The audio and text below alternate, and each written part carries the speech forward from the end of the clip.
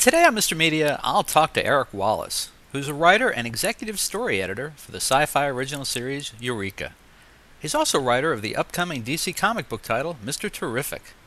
Stick around, but folks, if this guy starts messing with the time-space continuum, I'm afraid we're going to have to evacuate the show.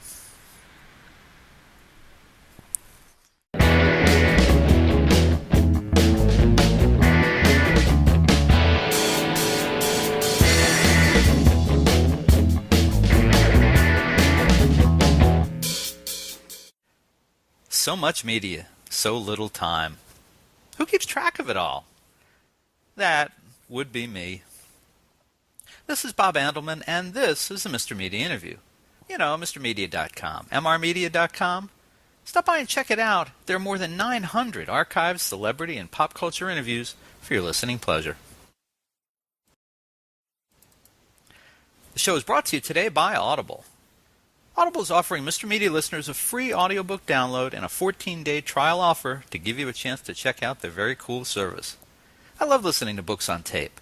If you've never tried it before, actors or sometimes the authors themselves read to you. It's great for the commute, the beach, or even unwinding before bed. You can choose a free audiobook from Audible's enormous library of sci-fi and fantasy titles, including Where's My Jetpack by Daniel H. Wilson, the greatest science fiction stories of the 20th century, and The Amazing Adventures of Cavalier and Clay, written by Michael Chabon. Here's an excerpt from The Amazing Adventures of Cavalier and Clay, read by David Kalachi. In a Zharkov's laboratory on the kitchen table, he had invented almost functional button reattachers, tandem bottle openers, and heatless clothes irons. In more recent years, Sammy's commercial attention had been arrested by the field of professional illustration. The great commercial illustrators and cartoonists, Rockwell, Leyendecker, Raymond, Caniff, were at their zenith, and there was a general impression abroad that, at the drawing board, a man could not only make a good living, but alter the very texture and tone of the national mood.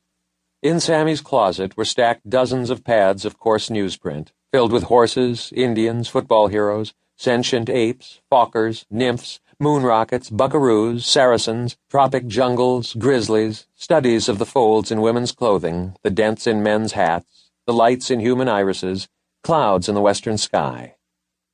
His grasp of perspective was tenuous, his knowledge of human anatomy dubious, his line off. You could also download Will Eisner: A Spirited Life, which I wrote and will read to you personally. To download your free audiobook today, go to audibletrial.com/radio. Again, that's audibletrial.com/radio for your free audiobook. Mr. Media is recorded live before a studio audience that exists in a timeline that closely parallels your own in the new media capital of the world, St. Petersburg, Florida. I would have written this introduction hours ago and had plenty of time to polish it, except, as usual, my wife and daughter insisted I drop everything and watch the latest episode of the Syfy original series Eureka. Not that it's ever a tough sell with me. Eureka is, after all, one of the smartest and most entertaining shows on TV. And I know this cable's sweet spot doesn't attract the same word of mouth that shows on the networks or on HBO does, but trust me, it's worth your time. Now, on previous shows, I've had the pleasure of chatting with several stars of Eureka, including Colin Ferguson, Niall Mater, and Neil Grayston. But today, us fans of the show get an extra dimension, a behind-the-scenes peek with writer and executive story editor Eric Wallace. That's him waving. Wallace joined the show in Season 1 as an assistant before joining the writing staff full-time.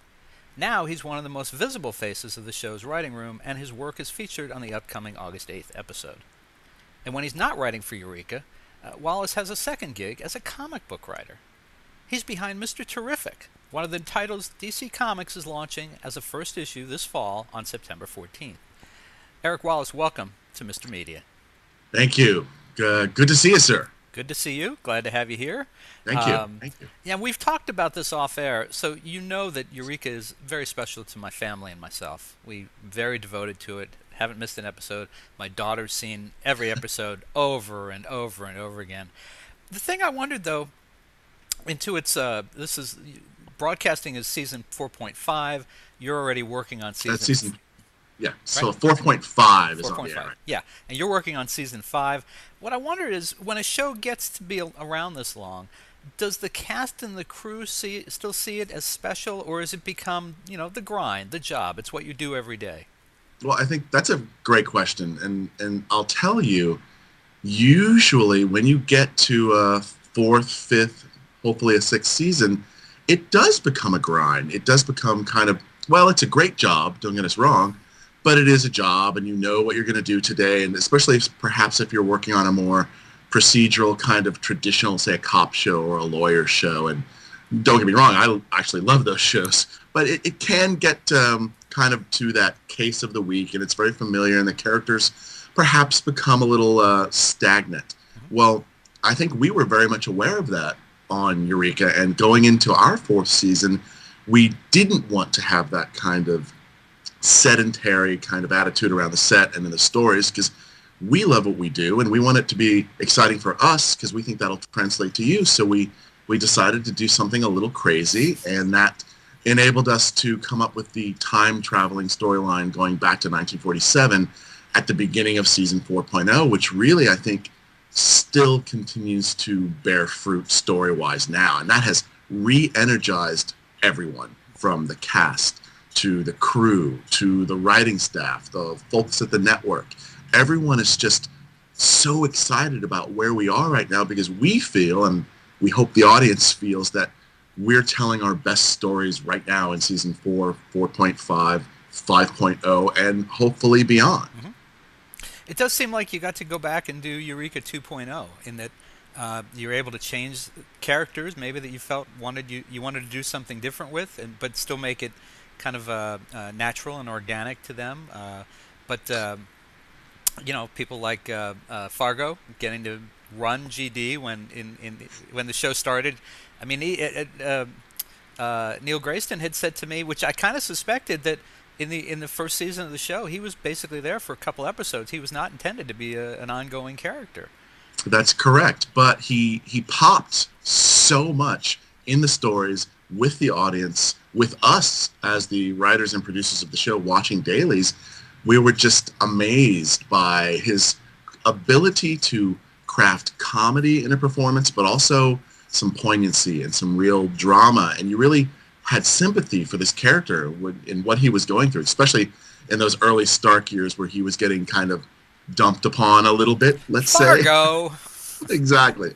And it's funny, I was talking to Sally Richardson-Whitfield, who plays Allison on our show, and we were talking about how this kind of all came about, the 1947 thing, and she kind of summed it up when she started to talk about what it was like when we first told her what was going to happen in season 4.0. And she said to me, Eric, when I heard what you guys were doing with Fargo alone, because I think Jamie Paglia, our co-creator and the showrunner of the show, and Bruce Miller, our executive producer, and also the co-showrunner of the show, they had told her, Fargo's the head of global dynamics. That alone, Sally said, something different and something very special is going on. Wow, where do we go from here? And it excited her. And I think a lot of people had that reaction. Well, and I mean, she had a great change. She came back to the future and found that her son could talk, was no longer autistic, and it was just like, what in the, And what that gave us was, we have a fantastic new actor, a young man named Trevor Jackson, who is playing the new Kevin. He's a teenager now, and Kevin's a brilliant a mind still, but now we're seeing another side of him, which I hope you'll see a little bit more of in season 4.5 and 5.0, because Trevor, the actor, is a brilliant singer. He was on Broadway in The Lion King, for example, and he's got I think he's kind of the next Michael Jackson, personally. I think he's that talented. So in 4.5 and 5.0 and beyond, we're going to be finding ways to really incorporate that young man's talents in a very exciting way. And now the scenes between Allison as a mom and the Kevin character as a son, not that they weren't dynamic before, but it was a different kind of a take. It was more of her as protector solely. Right. Now the son can talk back because he's a rebellious teenager, and we're going to see more of that in upcoming episodes. And so it's exciting to see Trevor and Sally in scenes together. Well, now I'd like to welcome back my daughter Rachel, who has some questions of her own for Mr. Wallace. Sounds good. All right, let's get Rachel in. Hello. Hello. So, I hear you have some questions for me. Fire away. Have you always wanted to be a writer? No, actually, no. I grew up wanting to be a musician, actually, and had no idea that this would be my path. And what's funny is if you ask my friends or other people who knew me growing up, they would tell you differently.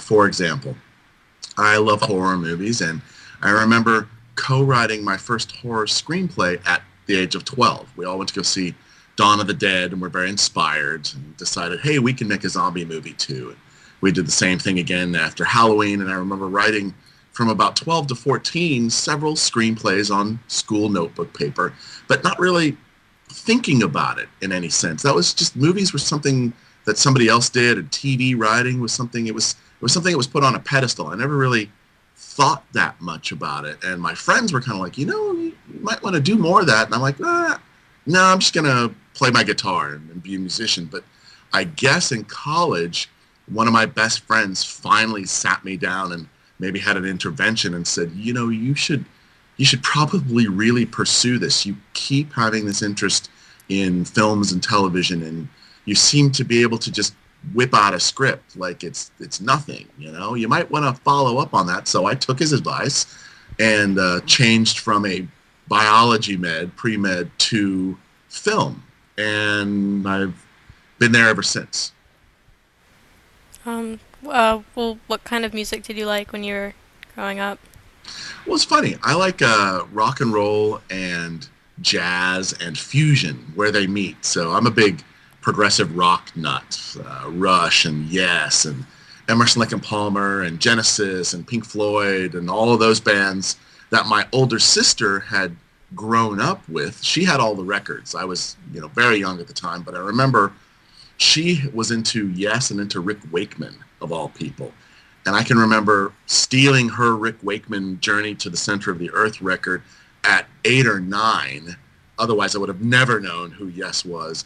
And taking it into my room and playing it and listening to the story that this kind of music, progressive rock music, they're known for telling stories. So that's kind of how I got into it. They were so crazy, and the stories were sci-fi in nature and fantasy oriented. And I think that's what drew me into that kind of music. And then from that, I got into jazz, and I became a big Miles Davis nut, and Mingus and Thelonious Monk, and then that led to Chick Corea and Mahavishnu Orchestra, and I've been there ever since. As a writer for Eureka, do you write for any specific character?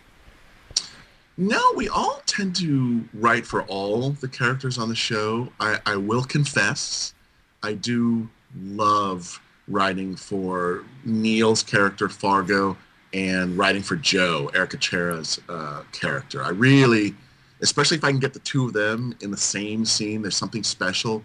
I love writing, not that I don't like writing for Colin and Sally, and I love writing for Sally too, especially I love to write more humorous scenes for Sally. We don't get to do that too often, especially if you're watching the current season 4.5 of Eureka. You know that Allison's in a bit of deep water right now. It's very intense what's kind of going on. No spoilers here, but that's been very exciting. So I do like writing those three characters a whole lot, and also writing Larry because he's funny. It's weird having Larry be like a slave sort of for Fargo now. It's different. It's Fargo. Fargo and Claudia had a crossover in, I think, season 4. Is there going to be another crossover during this season or the next? That it's hard to say. We did cross over Neil because our schedules for Warehouse 13 and Eureka didn't quite match this year. So we did manage to get Fargo over to Warehouse 13 this season, or is that next season? No, the season you're watching now. So that would be season 3 of Warehouse 13 has a crossover episode. So you'll see Neil and Claudia reunited, and their situation will continue.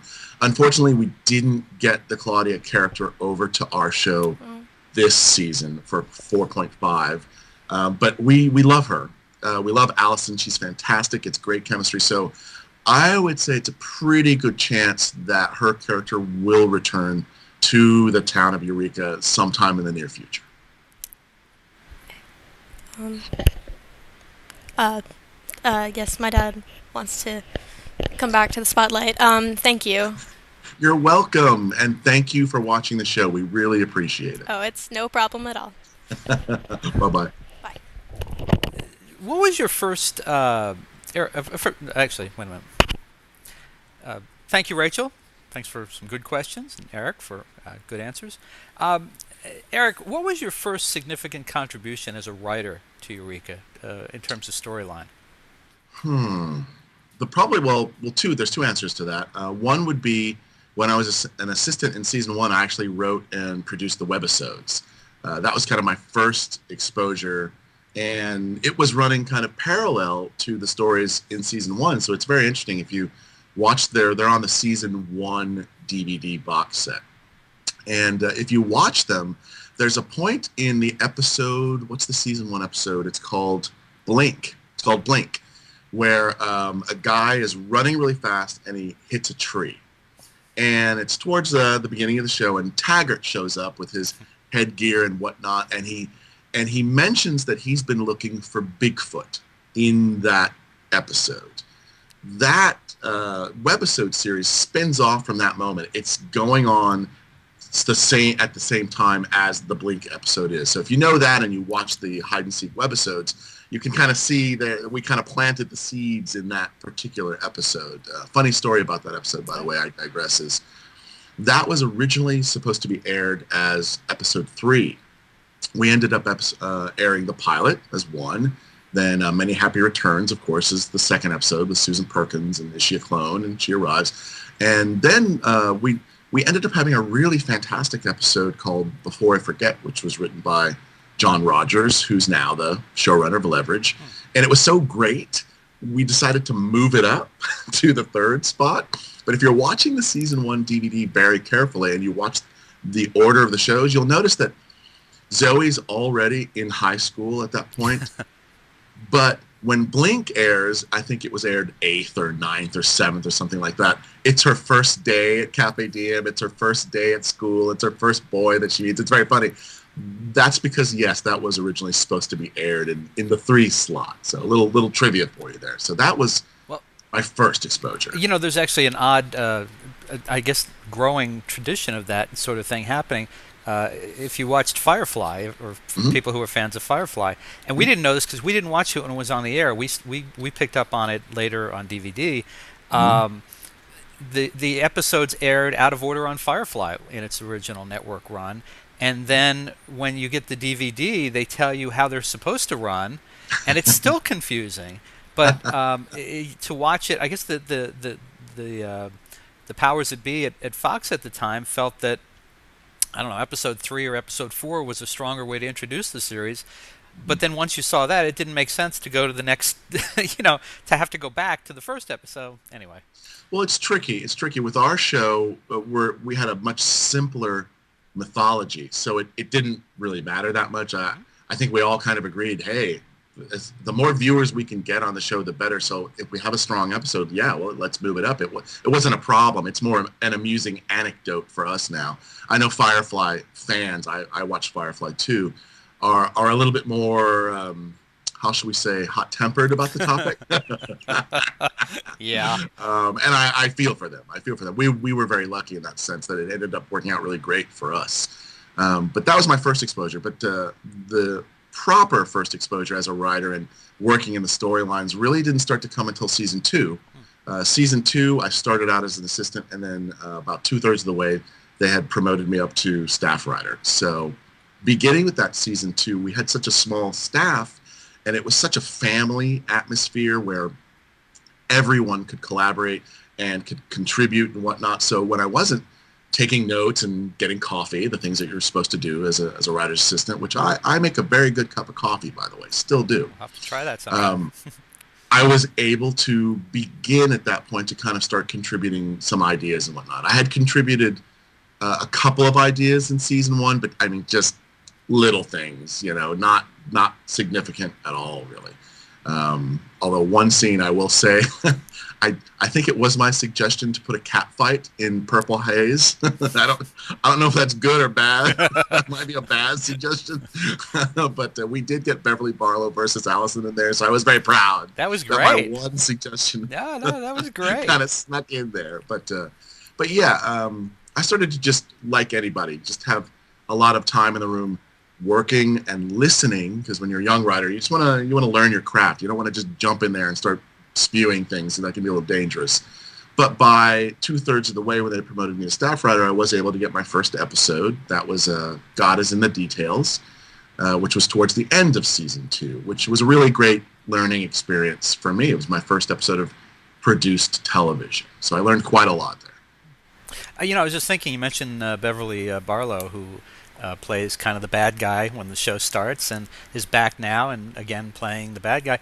In between her leaving the show or being off the show and then returning, there really wasn't a malevolent force on the show. Everyone was pretty much good and good-hearted. Bad things seemed to happen, because of the technology.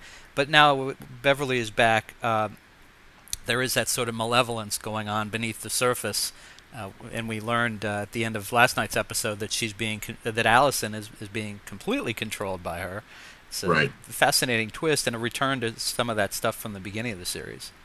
Well, there were really two things going on from the writing staff's perspective on that. One is, with season 3.0, with the Eva Thorne character specifically, there was a conscious effort by the writers and producers to say, all right, we had a villain in seasons 1 and 2 who is overtly a villain. Let's try and have a villain in season 3.0 that is sympathetic, that has a good agenda. Eva Thorne's idea was she wanted to come back and see if her brother was still alive underneath in that bunker, and was still immortal. Turns out, no spoilers. Sorry if I just spoiled the ending of season 3.0. I feel bad. It ends well, but there's some sadness and some poignancy there. But there was a deliberate attempt to create an antagonist that was sympathetic to the audience. Mm-hmm.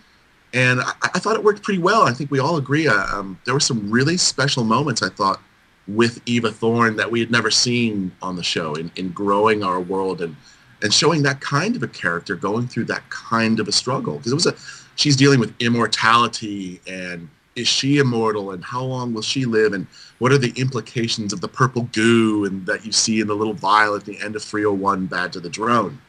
So that was definitely a unique situation and an experiment that we tried that we felt worked pretty well. Having said that, I know Jamie, and again, I don't want to speak for him, but I have heard him say many times, wow, we never really got to tell the entire Beverly Barlow story. This was season 3.0 and season 3.5. I wish we could get back to that somehow, but these things have to happen organically. When you're in the writer's room, you don't want to force things. You want to pitch an idea, discuss it, see where it goes, find the best interpretation of that idea, and then run with it. Well, when we went back to 1947 and we said, this is really great, now they're back, and this is the origins of the consortium, and and Grant's here, and he's played wonderfully by James Callis. Where could that possibly lead us? And the obvious answer to us in the writer's room was, oh wow, I think we just stumbled on a way to bring Beverly Barlow back. And immediately this electricity went throughout the writer's room, where we all just were like high-fiving each other. We can do this. We can bring her back. Isn't this great? And now we see her in 4.5, and I wish you guys could know where we're at. It's just tell me. No one's listening. Just right here. Just tell me.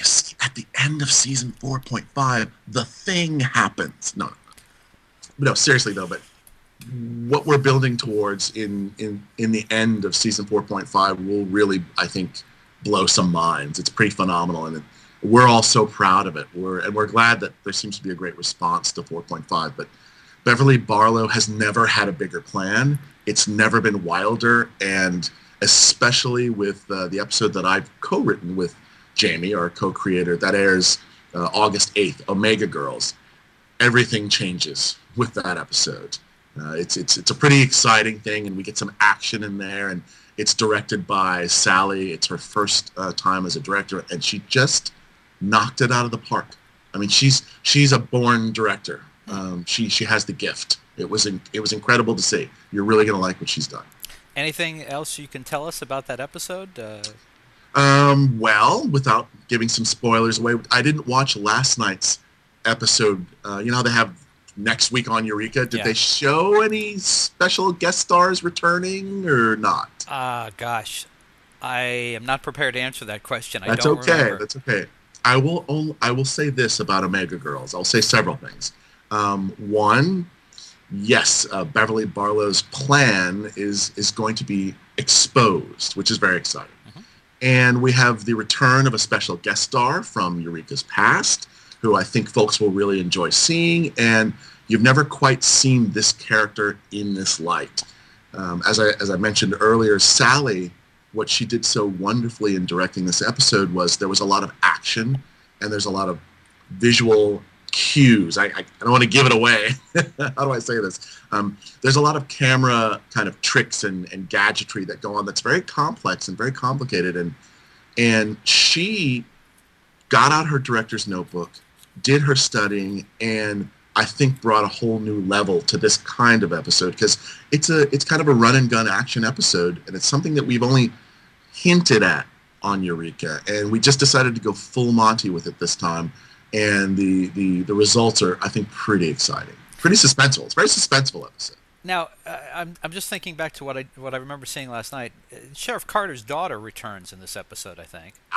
Okay, good. Is that who you were talking about? Return? Okay. Yes, right. yeah. I wasn't sure if they had revealed that in the next week on Eureka, but yeah, Zoe's back. Zoe, I'm sorry, yeah. And what's great is Zoe's back, and as we know, she has a crush on Zane, but Zane's going out with Joe.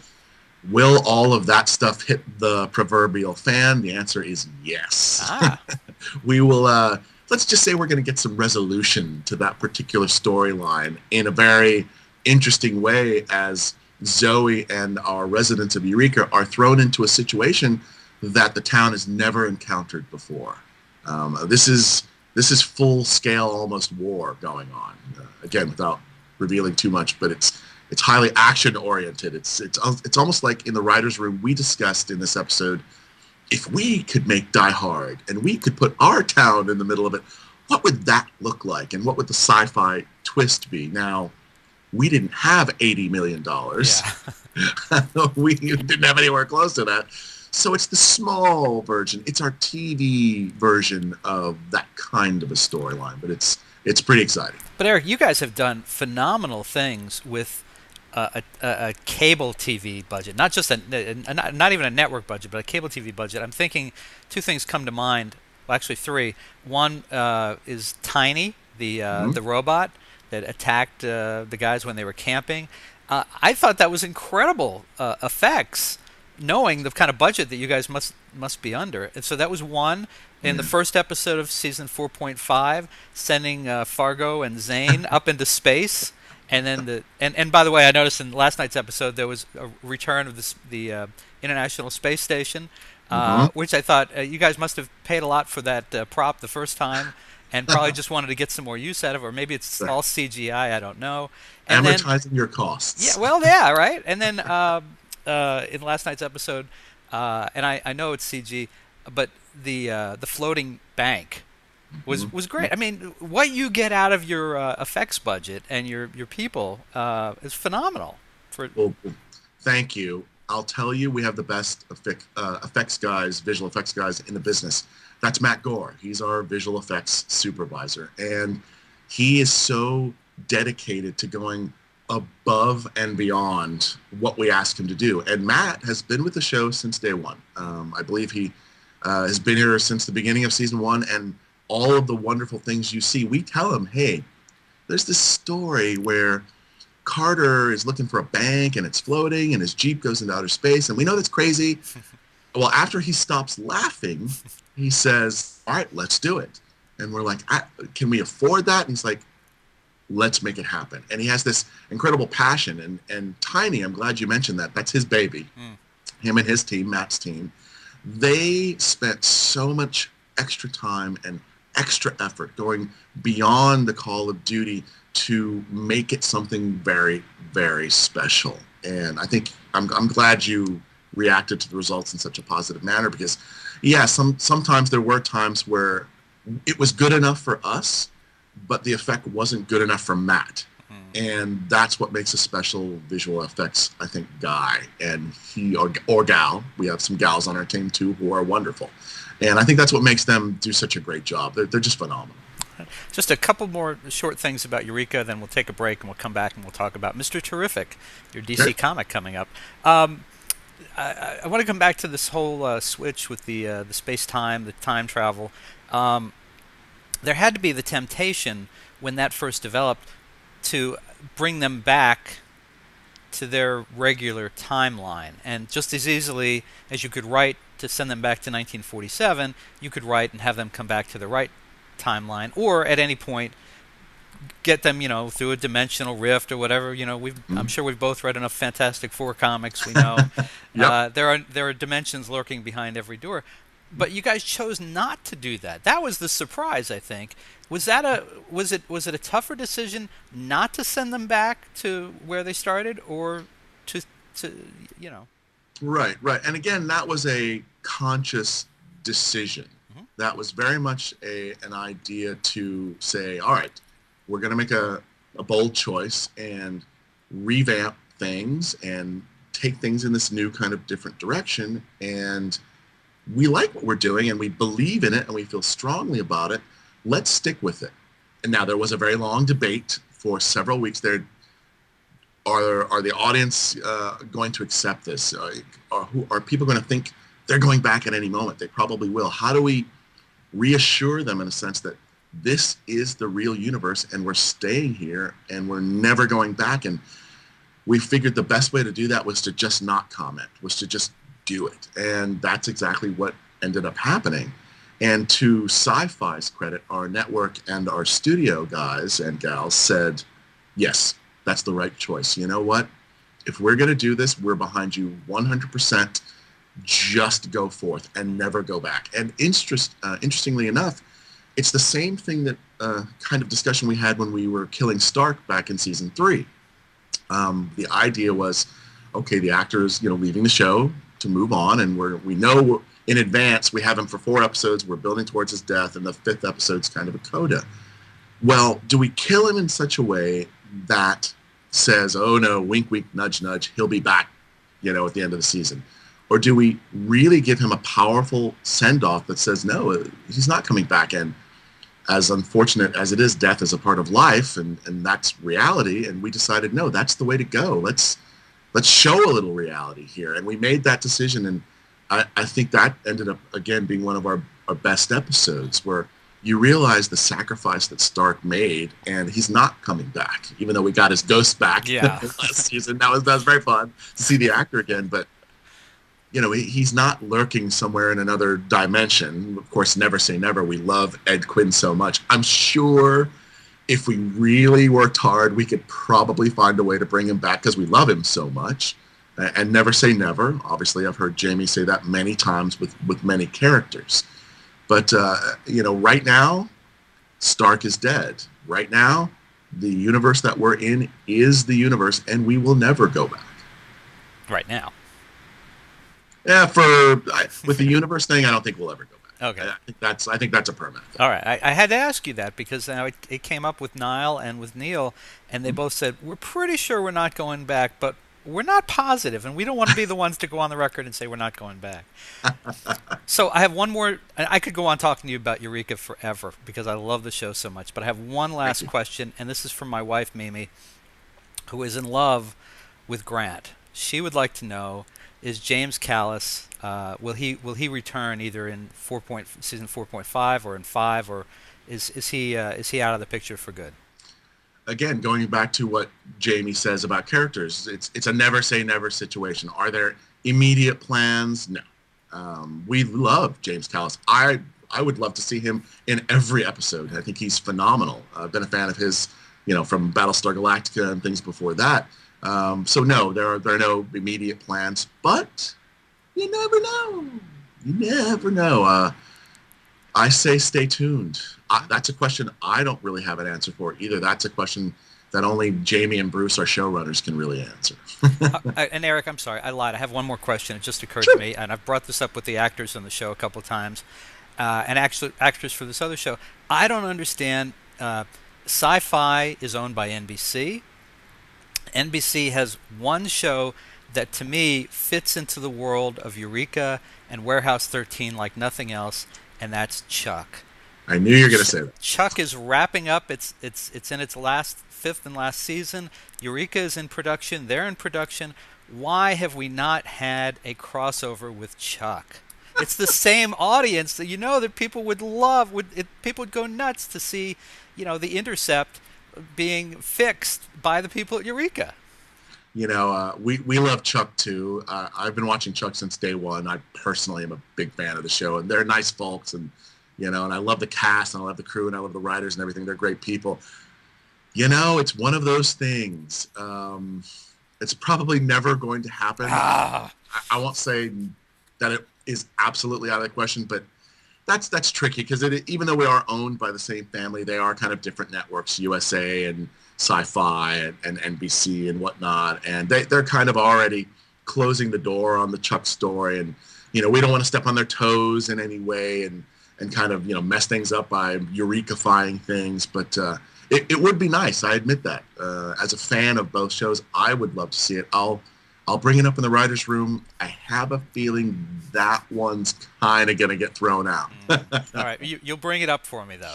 I will. All right. Because depending on how they end Chuck, if there's still an Intercept out there, once that series comes to an end, there's no reason that whether it's Morgan or Chuck or someone else, that Intercept couldn't. There's been nothing to. Well, anyway, all right, I'm done. Maybe they'll send it to Warehouse 13. Yeah. That would be great. And then, in 2 years, they could bring Chuck out of the Bronze Age or something. See? There you go. There you go. All right, cool.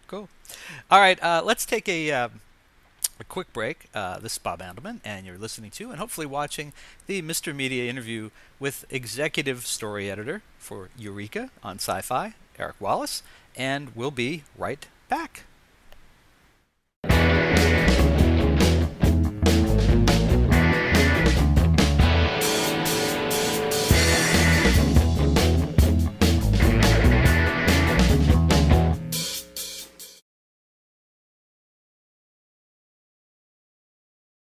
Hey folks, you can hear Mr. Media while on the go now with Stitcher Smart Radio. Stitcher is a free news and talk mobile app available for your smartphone, whether you use an iPhone, iPod Touch, Android, BlackBerry Curve, or Palm Pre. And when you download Stitcher to hear Mr. Media today, you have a chance to win some real money. Downloading is quick and easy. Just find Stitcher in your smartphone's app store. Download it, it's free, takes seconds. Then, during registration, hit the promo code box and enter Mr. Media, that's MR Media, to get automatically entered to win $100. The latest episode of Mr. Media will be waiting for you in Stitcher's favorites right on your phone. You'll get access to lots of other amazing shows too, always available to you on demand, no syncing. Some of my favorites include WTF with Mark Maron, Plus One Per Diem with Kevin Smith, and The Nerdist with Chris Hardwick. It's all free and all instant to you on Stitcher Smart Radio. And don't forget to win the money. Enter promo code Mr. Media, MR Media, when you register. And thanks for listening.